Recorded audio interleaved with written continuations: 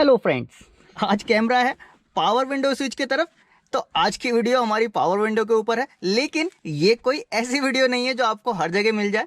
इस वीडियो में आप डिटेल में जान पाएंगे आखिर आपका पावर विंडो काम कैसे करता है, काम करने के पीछे क्या इसका मैकेनिज्म है, कभी खराब हुआ तो क्या क्या चीजें आ सकती हैं, कभी कोई इशू आया शीशा अटकने का कि विंडो अटक रहा है या फिर विंडो जाम होके चल रहा है या फिर काम ही नहीं कर रहा है, तो क्या क्या प्रॉब्लम हो सकती हैं और कुछ ऐसी बदमाशियां कह लीजिए कंपनी वालों की जो हिडन होती हैं। लोग समझते नहीं है, कार लेने से पहले ये सारी चीजें भी देखने के लिए होती हैं। तो चलिए बिना देरी किए हुए स्टार्ट कर देते हैं वीडियो। बहुत शॉर्ट और बहुत ही इंफॉर्मेटिव होने वाली है। सबसे पहले तो ये देख लीजिए कितना आसान होता है आपको इसको इस्तेमाल करना। आप सिर्फ एक स्विच ये दबाते हैं और ये विंडो डाउन, आपने स्विच अप किया और ये विंडो अप। अभी तो ये बिल्कुल नॉर्मली सही चल रहा है, लेकिन कई बार ऐसा होता है कि आप स्विच ऊपर करते हैं और विंडो ऊपर नहीं जाता, या कई बार बीच में ही अटक जाता है, खुला का खुला रह गया या बंद था तो बंद रह गया, या कई बार ऐसा भी होता है कि विंडो आपकी बहुत जाम चल रही है, अटक अटक के चल रही है। तो ये प्रॉब्लम आखिर होती क्यों है? छोटे छोटे इसके कॉजेज हैं, अगर समझ जाएंगे तो सॉल्व करना बहुत आसान होगा। और हाँ, इसके पीछे कुछ कंपनी की जो बदमाशियां हैं वो भी आप समझ जाएंगे तो गाड़ी लेते समय जरूर फायदा उठाएंगे। अभी आपको इसका अंदर का मैकेनिज्म दिखा देता हूं जो मैंने ऑलरेडी खोल के रखा हुआ है, तो ज्यादा आसान होगा आपको समझना। अभी जो आपकी विंडो ऊपर और नीचे जा रही थी, आपके एक इशारे पे उसके अंदर उसके पीछे काम करती है ये मशीन।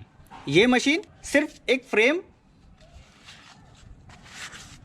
के पीछे 2-3 पुली जो कि इस वायर को टेंशन देती हैं, और ये वायर से कनेक्टेड आपका ये ब्लॉक, और इस ब्लॉक पे माउंट होता है हमारा ग्लास। जो ग्लास ऊपर और नीचे जाता है, जब भी हम स्विच ऑन करते हैं ऊपर की तरफ तो यहाँ करंट आता है, मोटर मूव होती है, और ये जो आपका ब्लॉक दिख रहा है ये ऊपर और नीचे स्लाइड होता है इस चैनल के ऊपर। ये चैनल देख रहे हैं ना, इस चैनल के ऊपर स्लाइड करता हुआ जाता है ऊपर और नीचे। अब ये है 2 पार्ट्स में, एक है इसका मोटर गियर के साथ, ऑलरेडी मैंने खोल के रखा था ताकि मैं समझा सकूं। ये हो गई आपकी मोटर। अभी इसकी कॉस्ट की भी बात करूंगा तो शायद थोड़ी बहुत हैरानी होगी आपको, लेकिन समझदारी दिखाइएगा नेक्स्ट टाइम किसी गाड़ी को परचेस करने में। अब देखिए ये है इसका फ्रेम, ये लगा होता है अंदर हमारे डोर के, इस तरह से माउंट होगा। ये 2 बोल्ट ऊपर हैं और एक नीचे है, बस ये बोल्ट से माउंट रहेगा। शीशा इसके ऊपर ही स्लाइड होता रहता है। अब खराबी क्या आती है, खराबी बता दूं आपको। कई बार आपने देखा होगा कि विंडो बहुत स्लो ऊपर जा रही है, ऐसा लग रहा है कि बहुत ज़्यादा पावर लगानी पड़ रही है मोटर को।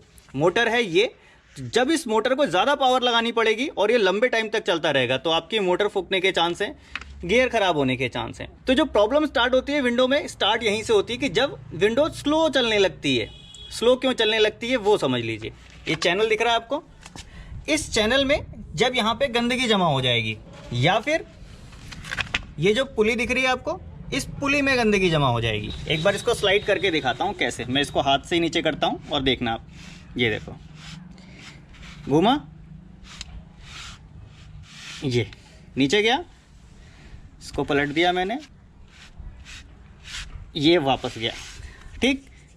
और जब इसके अंदर गंदगी या कचरा कुछ जमा हो जाएगा या फिर लुब्रिकेंट सूख जाएगा तो उस केस में ये बिल्कुल चलने लगेगा जाम। और जब ये जाम होगा तो जाहिर सी बात है आपकी मोटर पे लोड पड़ेगा, लंबे समय तक ऐसा चलेगा तो मोटर भी खराब हो जाएगी। या फिर कई बार ये जो ब्लॉक दिख रहा है आपको, इसके अंदर प्ले आ जाती है, ये कट जाएगा यहाँ से प्लास्टिक का, घिसने की वजह से, बहुत ज़्यादा चलने की वजह से जब ये घिस जाएगा तो इसमें प्ले आ जाएगी, तो उस समय भी ये अटकना शुरू करेगा, या फिर कोई पुली जाम हो रही होगी तब अटकना शुरू करेगा। और दूसरी चीज़, एक पॉइंट और है इसके अटकने का, वो दिखाता हूँ आपको। जाम होने के मशीन से रिलेटेड इशू थे वो दिखाया मैंने आपको, और जाम होने के जो दूसरे इशू हैं वो आपके डोर में हो सकते हैं। डोर में क्या इशू हो सकता है, ये साइड में देख लें आप, ये रबर बीडिंग होती है, ये एक तरह से ट्रैक है, इस ट्रैक पे हमारा ग्लास चलता है, ये पूरा ट्रैक और यहाँ से यहाँ तक। कभी अगर ये ट्रैक गंदा हुआ तो उस कंडीशन में भी हमारा जो ग्लास है वो स्लोली ऊपर जाएगा, जाम चलेगा, मोटर को बहुत ज़्यादा मेहनत करनी पड़ेगी। दूसरा एक रीज़न और हो सकता है, ये भी हो सकता है कि आपकी मोटर वीक हो गई या मोटर में पानी आ गया, उस कंडीशन में भी आपकी मोटर उतनी पावर डिलीवर नहीं करती है जितना कि ये इसको मूव कर पाए, तो उस कंडीशन में भी हमारा जो विंडो ग्लास है वो जाम चलेगा और आवाज़ करेगा। एक कॉज हो गया आपका मोटर का, दूसरा कॉज हो गया आपका ये फ्रेम का, तीसरा कॉज हो गया आपका बीडिंग का। बस सिंपल इतने ही कॉज होते हैं आपके पावर विंडो के पीछे। और एक चीज़ कॉस्ट ज़रूर बता देता हूँ, इसकी कॉस्ट क्या होती है। और होनी चाहिए नहीं होनी चाहिए कमेंट बॉक्स में आप ज़रूर बताइएगा। ये मेरा अपना ओपिनियन है, गाड़ी लेते समय हम लोगों को ये चीज़ ज़रूर पॉइंट करनी चाहिए। अब ये जो फ्रेम दिख रहा है आपको, इसकी कॉस्ट क्या होनी चाहिए? आपको क्या लगता है कि एक वेंडर से बनाने के लिए कंपनी को इसका कितनी कॉस्ट देनी पड़ती होगी?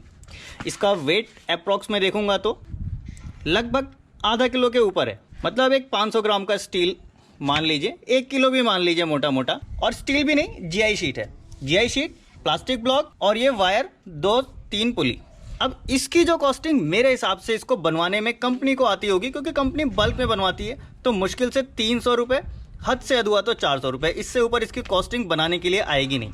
और इस फ्रेम की जो कॉस्ट हमें देनी पड़ती है वो कितनी देनी पड़ती है वो दिखाता हूँ आपको। अब जो इसकी कॉस्टिंग आती है, कॉस्टिंग कितनी आती है? 3,398 रुपये की इसकी एमआरपी है, और जी वहाँ पे एमआरपी पे ही मिलेगा आपको ये। मेरे हिसाब से इसकी कॉस्टिंग लगभग इतनी होनी चाहिए। कंपनी ने बल्क में बनवाया है, ठीक है, क्वालिटी कंट्रोल किया, बहुत सारी चीज़ें की, 100-200 रुपये 500 रुपये ऐड कर लीजिए, जी आप डबल कर लीजिए, 1,000 रुपये कर दीजिए, लेकिन इसकी कॉस्ट कितनी है? 3,000 रुपये, 3,400 रुपये। और यही हुंडई क्रेटा का है, सेम आप देखेंगे। आप दूसरी गाड़ी का कंपेयर कीजिए सस्ती गाड़ी का, तो आप देखेंगे वो 1,000 रुपये का होगा। अब यही फ्रेम अगर i10 में लगा होता तो और सस्ता होता, और यही फ्रेम अगर ऑल्टो में लगा होता तो इससे भी सस्ता होगा। क्वालिटी में फ़र्क होगा, मैं मानता हूँ क्वालिटी में फ़र्क होगा थोड़ा बहुत 19-20 का, लेकिन 3 गुना और 4 गुना का फ़र्क नहीं होता कहीं भी, इतना आप समझ लीजिए। ये सारी कंपनी की चालाकियाँ हैं। ये फ़र्क सिर्फ ग्रेड से बढ़ता चला जाता है, क्वालिटी इतनी ज़्यादा नहीं बढ़ती जितना पैसे बढ़ते जाते हैं। तो ये कंपनी का एक फंडा होता है काम करने के पीछे। ठीक है जी, गाड़ी बेची तो स्पेयर पार्ट में इतना कमाएंगे, क्योंकि अब स्पेयर पार्ट में होता क्या है, इसका डिज़ाइन क्या इन्होंने, बाकी चीज़ों में कॉन्सेप्ट एक ही होगा। दूसरी गाड़ी का भी आप फ्रेम उठा लेंगे तो कॉन्सेप्ट यही होगा, बस साइज़ का डिफरेंस होगा, हल्का सा साइज़ यहाँ से टेढ़ा होगा, इसके फिटमेंट थोड़े से चेंज होंगे, इसका साइज़ यहाँ से थोड़ा ऐसा होगा। बस कंपनी ने कर लिया अपना काम, क्योंकि अब आपकी मजबूरी है कि आपको ये उन्हीं से लेना पड़ेगा। अब वो 4,000 भी देंगे तब भी आपको लेना पड़ेगा। अब इसके बाद इसका दूसरा पार्ट, यहाँ लगती है एक मोटर, प्लास्टिक का एक गियर है, ये आगे लगा हुआ है, इसके नीचे कुछ भी नहीं, सिंपल एक गियर है, और यहाँ पे ये मोटर माउंट है।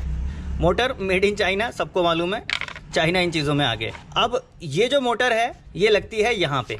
इसकी कॉस्ट मैं दिखा देता हूँ आपको, इसकी कॉस्ट है 2,200 रुपये। क्या आपको लगता है कि ये मोटर की कॉस्ट 2,200 रुपये होनी चाहिए? मेरे हिसाब से 2,200 रुपये इसकी कॉस्ट बहुत ज़्यादा है, क्योंकि क्या मटेरियल इसके अंदर है आप देख रहे हैं, सब कुछ आपके सामने है। और ये चीज़ें कंपनी बनाती नहीं। अगर आप सोचे कि हुंडई इनको बना रही है या फिर कोई भी कंपनी इनको बना रही है, नहीं, ये बाहर वेंडर से लेते हैं, और वेंडर से लेने के बाद फिर इसको आपको देते हैं। यहाँ 300 का 2,400 रुपये आप दे देते हैं, बिल्कुल बराबर दे देते हैं, कोई आवाज़ नहीं उठाते कि ठीक है जी इतना प्राइस है तो देना ही पड़ेगा। लेकिन यही अगर इसको फिट करने के लिए देखें तो एक मैकेनिक को पूरा डोर खोलना पड़ता है, डोर पैनल हटाएगा, उसके अंदर ले जाके इसको फिट करेगा, इसका एडजस्टमेंट करेगा, अलाइनमेंट करेगा, तब जाके आपको फिट करके देगा।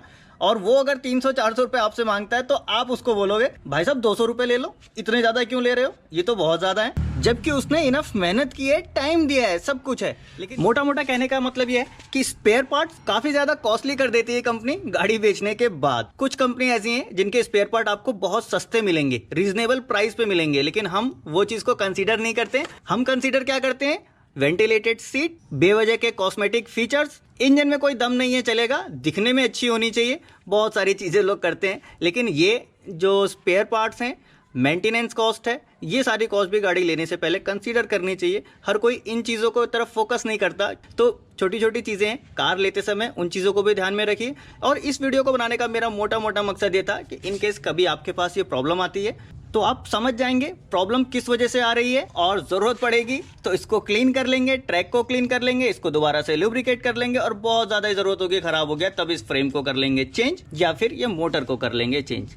इसके अलावा इसके अंदर कुछ भी होता नहीं है। उम्मीद करता हूँ कि इस वीडियो से आपको कुछ ना कुछ फ़ायदा ज़रूर मिला होगा, या फिर आने वाले टाइम में कभी ना कभी इस नॉलेज का फ़ायदा उठाएंगे। वीडियो अच्छी लगी हो तो लाइक कर दीजिएगा। मन में अभी भी कुछ सवाल रहता हो तो नीचे कमेंट बॉक्स में लिख सकते हैं, या फिर अगर चाहें तो इंस्टाग्राम पे भी मुझे फॉलो कर सकते हैं। मिलूंगा नेक्स्ट वीडियो में ऐसे ही किसी इंटरेस्टिंग टॉपिक के साथ। Thanks for watching.